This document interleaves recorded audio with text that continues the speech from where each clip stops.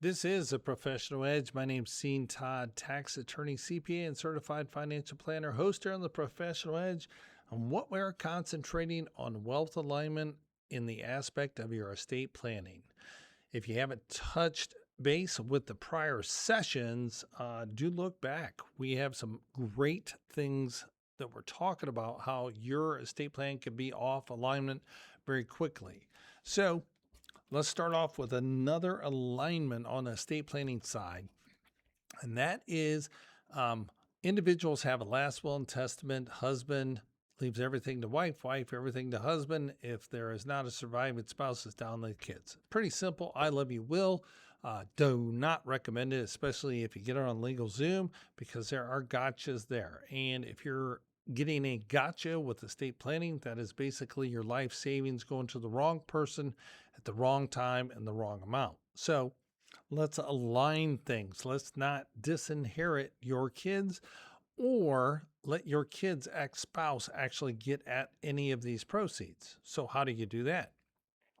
Well, it's called trust. So with that, we basically say we give everything to the surviving spouse. Perfect. If there's not a surviving spouse, we're going to give the child share in trust to them.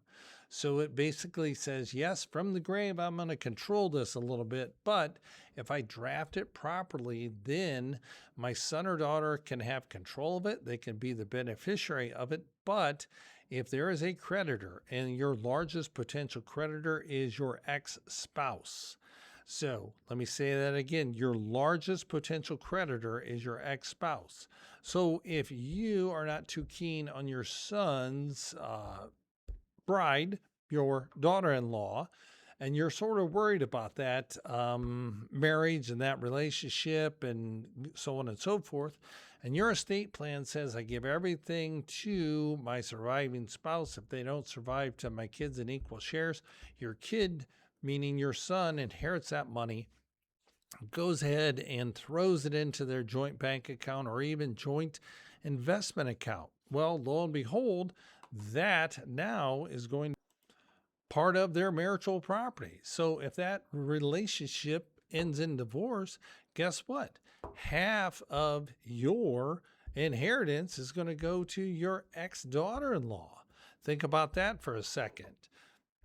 You have an estate, you want it to go to your spouse if they're alive, if not to your kids in equal shares. You don't really want that to go to an ex-son or daughter-in-law. So what we need to do is update your estate plan and say, you know what, if son inherits his money or my kids inherit any money, it's going to go in trust for their benefit, and it's going to be distributed out over the course in time as they need it, not just a blanket dump the assets on them and let them foolishly put that in a joint brokerage account with their soon-to-be ex-spouse. And now you've lost half, or your son or daughter has lost half to their ex-spouse of their inheritance. And yes, I will debate this all day long with divorce attorneys and even judges in family law court, that they do take into account the inheritance if it's moved into that joint account. Even though you try and make the argument that inheritance is supposed to be not a marital asset, well, as soon as you put it in that joint account, it's considered a marital asset. And that judge sitting up there in that black robe is going to say, you know what? You commingled those funds. It is joint marital property. And guess what? Your son, who is getting through that divorce, is going to lose half of his inheritance. As I stand here today and be the commentator on the Professional Edge, I've seen it happen. It is wrong, but unfortunately, here's what you do. You leave it to your son or daughter in trust. You let them have access to it. They don't own it. They don't control it. The trustee controls it. It's not their property. They didn't commingle it with marital assets. I would rather have that day in court. So therefore, on your estate plan, you can see how fired up I am in my voice, because it's wrong for what these family law judges are doing. They're commingling and they're doing whatever they want to do. That's wrong. So let's have an argument that they don't have an argument. And we're going to leave the kids inheritance in trust for them. So therefore, it's not going to be commingled in this marital property. It's not going to be subject to an argument by the soon-to-be ex-daughter-in-law's attorney to say that this is marital property. You can say no with definitiveness that this is an inheritance. It went directly into this trust. We never commingled it, and it should not be treated as marital property. Therefore, it is separate and apart, and your son is not going to lose half of this to his ex-spouse. So, if that is of importance to you that your wealth is aligned, not just for your level, but for that next generation, then do give our office a call at 404-250-9798.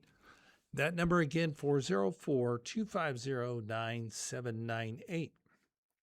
Other thing to look at is, our website, emcadvisors.com. That is Echo Mary Charlie Advisors.com. That'll give you a little background about what we actually do to help our clients put these three facets together of their portfolio, their tax planning, and their estate planning. So we're talking about the wealth alignment on the estate planning side. So we have that. We're talking about I love you wills, shred them.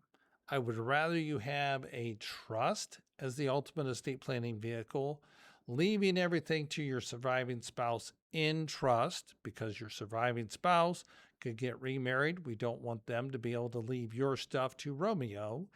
And then when that surviving spouse passes away, the trust that you establish for them goes down to the kids in trust. So therefore, that their potential ex-spouse can't make a claim on those assets.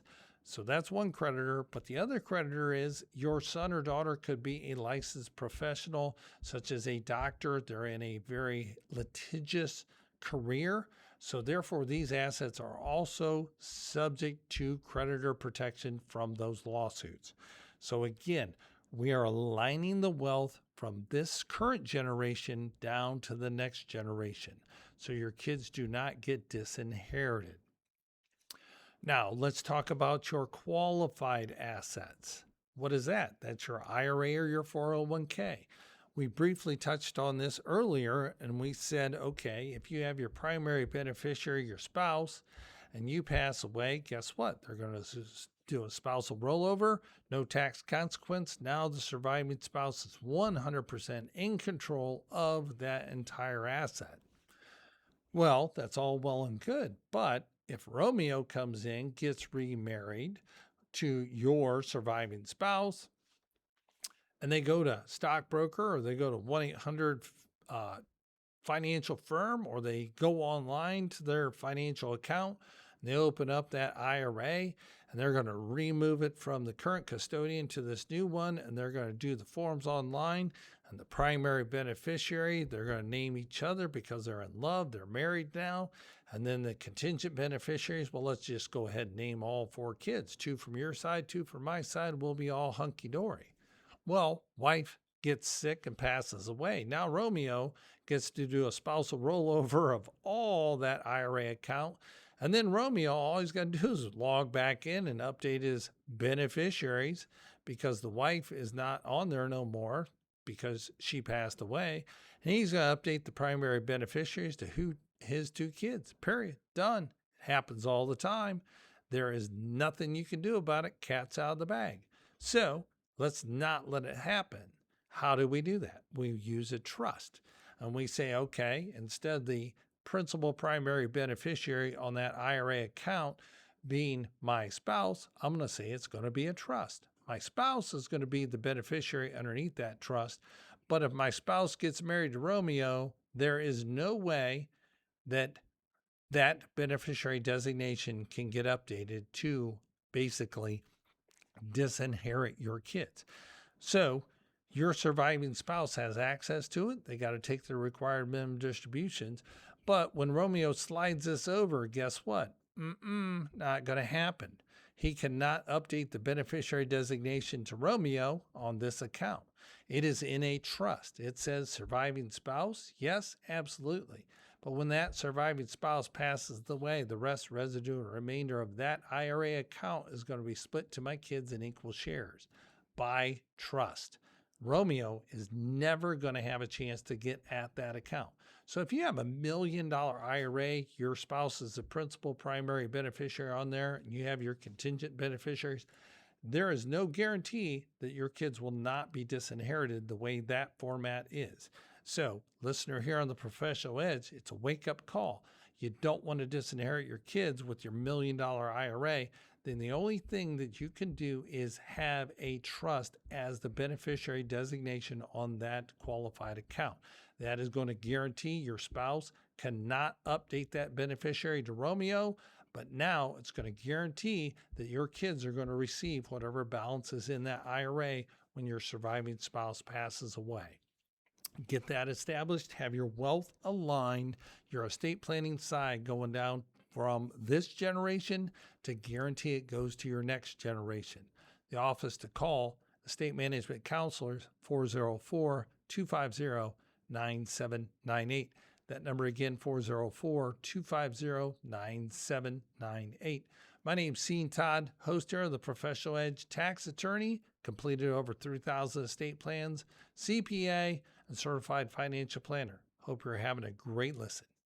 We've all thought about it. Everyone listening will need one. Not having one can cause untold heartache, family conflict escalating to the point of a lawsuit. One simple thing that avoids all that: an effective estate plan. As a practicing tax attorney, Sean Todd with Estate Management Counselors has completed over 1,000 estate plans during his 15 years of professional practice. He can help you implement an effective estate plan, coordinate your financial accounts, and make sure you have named the proper beneficiaries to maximize your tax savings. Call 877-654-9798 today and let tax attorney Sean Todd help you implement an effective estate plan. Call 877-654-9798 today.